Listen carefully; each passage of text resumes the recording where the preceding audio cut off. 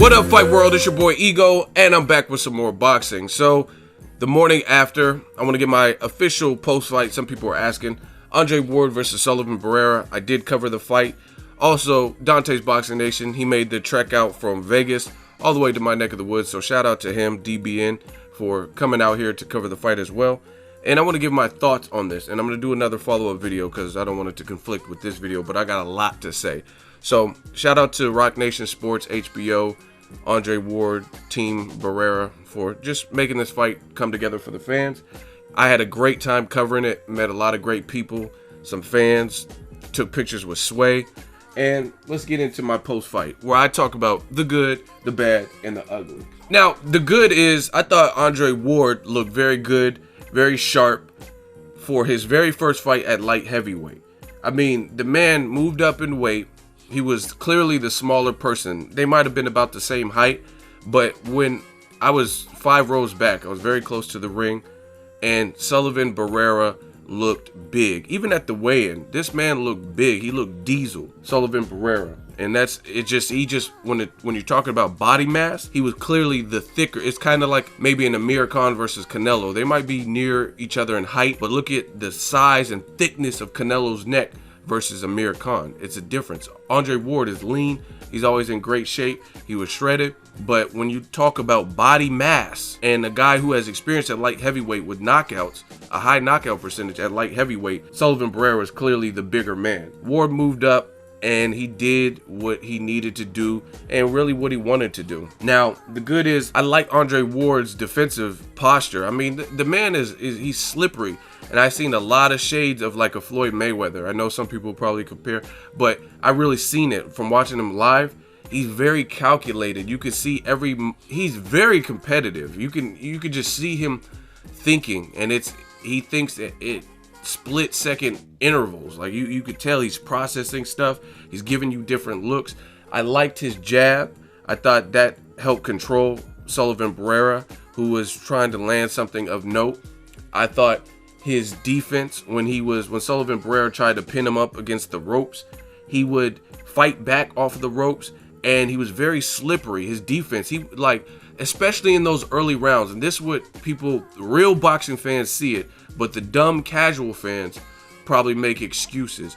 In those early rounds, some of the shots Sullivan Barrera was barely missing. I'm sure Andre Ward could feel the wind from the shots grazing, just barely missing him. So the point being is, one miscalculation, one hesitation, he could have got clipped with any of those shots. Sullivan Barrera was a live dog in those early rounds, right? And like I said, I think he was the bigger man.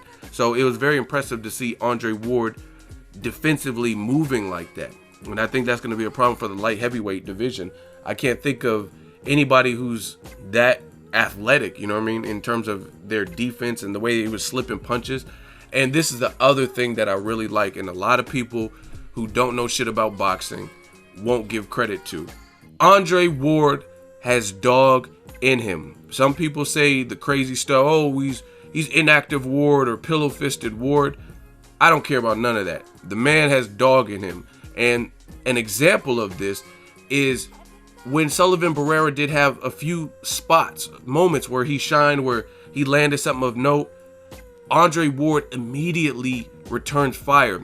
And that's a great veteran trick.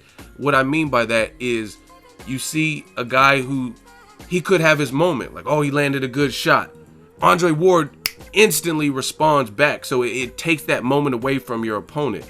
Like, yeah, I had some success, bow, bow, and then I get hit with a two-piece. So it just kind of overshadows what the opponent just did. And I love how Ward does that. And that shows you how competitive he is. And I know some things about sparring. I'm not going to put names out there. But I heard there's a up-and-coming prospect who had he had a good first day of sparring with Andre Ward where he landed something of note. You know what I mean? And I heard it touched Ward's lip or whatever, swole his lip or whatever. They said the next day Ward came back and started working the young fighter in sparring. So again, I'm not here to spill sparring, gym tales and stuff like that. I'll keep that behind closed doors. But the point being is he's very competitive, and he's not going to let you shine. Like if you do something good, then he wants to get some get back. But the way he does it is he's still mindful of his defense, and he's still cautious about it. He's not going to just go broke if it's not the right moment and then get knocked out or something like that. So I mean, it's phenomenal to get to see a talent like that live. I've seen it before. I covered his last fight as well, and I'm happy that he's in the light heavyweight division. He challenged himself. Now let's talk about the bad. The bad doesn't even really have anything to do with the fight. The bad has a lot to do with the sour grapes and the fans. I mean, it's getting ridiculous in boxing. I feel like I've been wrong on fight predictions, like Broner versus Porter. I thought Broner was going to win. Silly me. He didn't let his hands go. I had no problem the next day when I watched the fight, because I was covering Ward's last fight. I had no problem getting on here and being honest and saying, hey, Porter did that. I don't have to steal shine from Porter or whatever the case may be.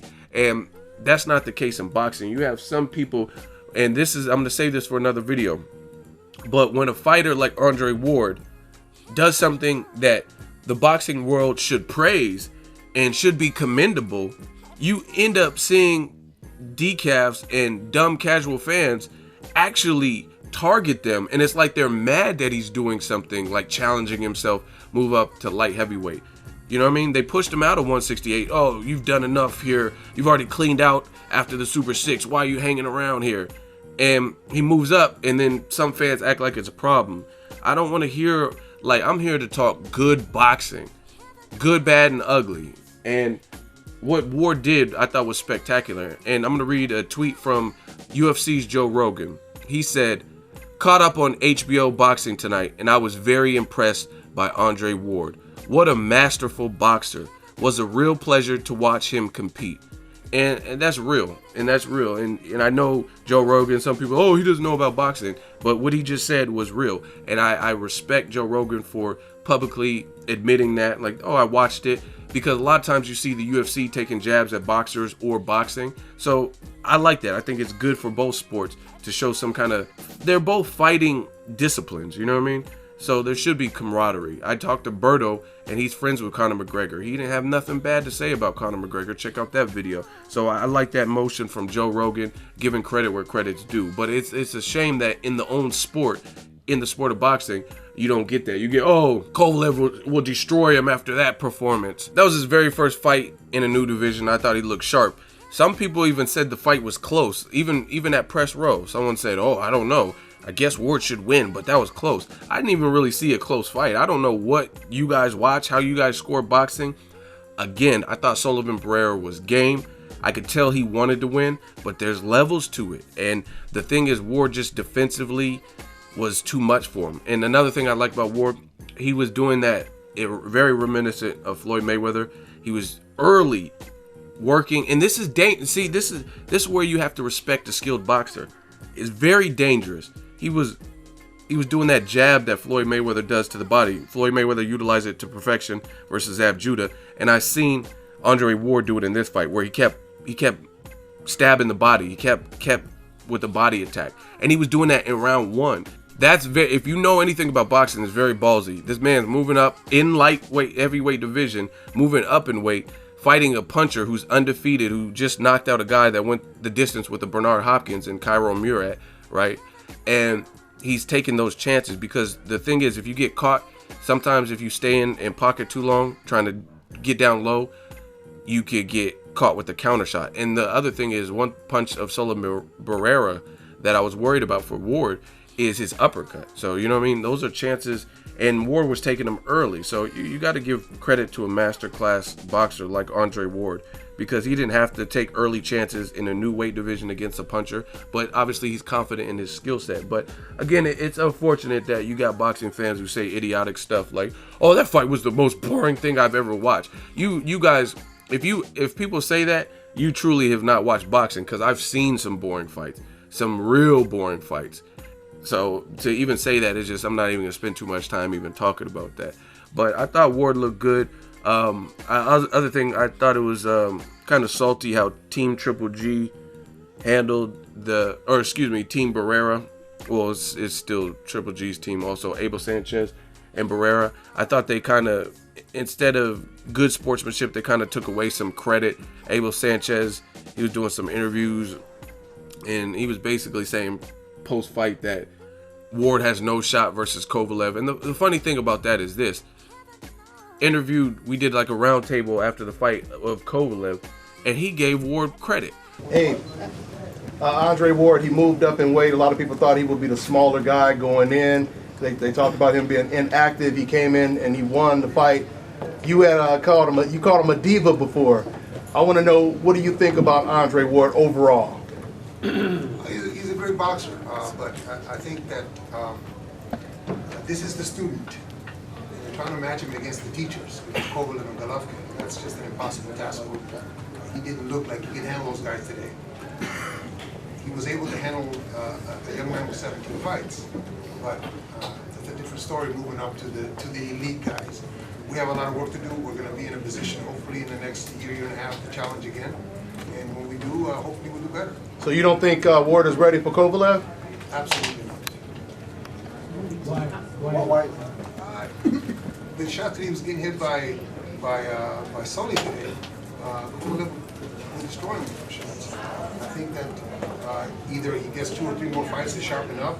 Now, mind you, the Andre Ward that fought, let's just say 5 years ago, 6 years ago with the Super 6 is a different guy that's today.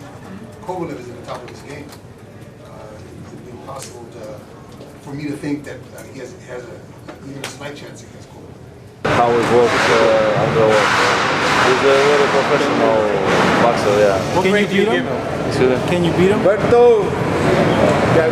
I hope. I think so. I think so. Its fight is gonna be very difficult for both of us. But I can win, and he can win also. It's the boxing is a sport. I think so.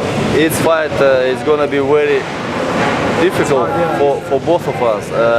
But I can win, and he can win also. It's the boxing is a sport. Very glad to be here in Auckland, hometown of Andre Ward. Andre Ward is a great boxer. Last Olympic champion, USA Olympic champion. And I'm really glad to watch this fight live. How do you see? I'm sorry. How do you see the fight playing out with Andre Ward and Sullivan Barrera? It should be interesting, you know. But I know that Andre Ward will win easy. You think he'll win easy? Yeah, I think so. Why? Because he can do more in the ring.